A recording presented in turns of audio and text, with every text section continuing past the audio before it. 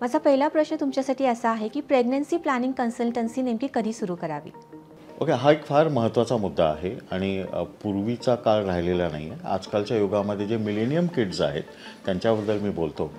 Generally ही सगळी मुलं-मुली माझ्याकडे लग्न ठरते वेळी किंवा लग्नानंतर लगेचच कन्सल्टेशनला येण्याचं प्रमाण खूप वाढलेलं आहे आणि मला वाटतं ते एक महत्त्वाचा मुद्दा आहे.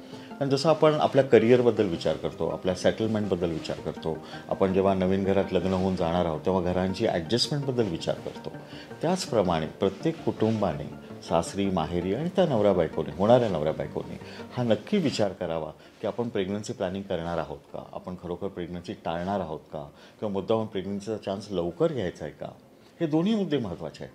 किंवा आपल्याला करिअर फर्स्ट करायचं, त्यामुळे आपण पहिले 4 वर्ष प्रेग्नन्सी करणारच नाही किंवा मे बी ॲब्रॉड जायचं आहे, MBAचे कोर्सेस करायचे वगैरे वगैरे.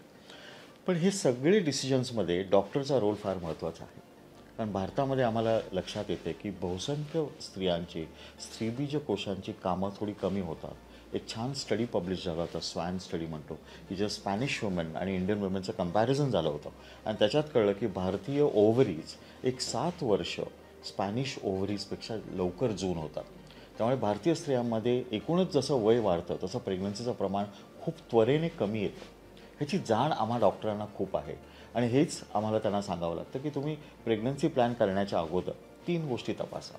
एक तुमचं हिमोग्लोबिन तपासा, किंवा प्रेग्नन्सी लवकर पाहिजे असेल तर योग्य हिमोग्लोबिन असेल तर ॲबॉर्शन किंवा प्रेग्नन्सीतले कॉम्प्लिकेशन टाळता येते. तुमचं थायरॉईड हॉर्मोन नॉर्मल आहे हे बघा, कारण भारतामध्ये 1 in 9 women will have thyroid problems आणि हे थायरॉईड जर वाढलेलं असेल तरीही ॲबॉर्शन होणं, लवकर डिलिव्हरी होणे किंवा बाळामध्ये काही मानसिक अडचणींना सामोरं जावं लागतं आणि हे टाळण्याचा सोपा उपाय आधी टेस्ट करून घ्या आणि थायरॉईड नॉर्मल करा आणि मग प्रेग्नन्सी प्लॅन करा. आणि त्याचबरोबर सगळ्यात महत्त्वाचे तपास आहे म्हणजे तुमचा अँटीमुलेरियन हॉर्मोन हा ब्लड तपास आहे.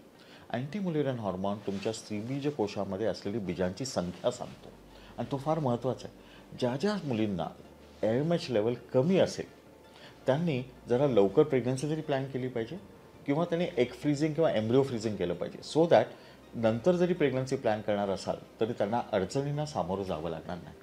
पण जर तुमचा ओव्हिरियन रिझोर्ट चांगला असेल और तुम्हाला पॉलिसिस्टिक ओव्हरी असेल, ह्याचा अर्थ तुमच्यामध्ये भरपूर अंडी आहेत, अशा वेळी तुम्ही जरी प्रेग्नन्सी पोस्टपोन केली, तुमचे करिअर ऑब्जेक्टिव्ह आधीच बघितले तरी चालण्यासारखं असतं. त्यामुळे मी प्रत्येक नवीन होणाऱ्या जोडप्याला मी हा सल्ला देईन की तुमचे हिमोग्लोबिन, थायरॉईड्स आणि AMH लेवल करून एक प्रेग्नन्सी केव्हा प्लॅन करायचं याचे एक छोटं डिस्कशन करून पुढचं पाऊल टाकावं. तो जास्त योग्य सल्ला.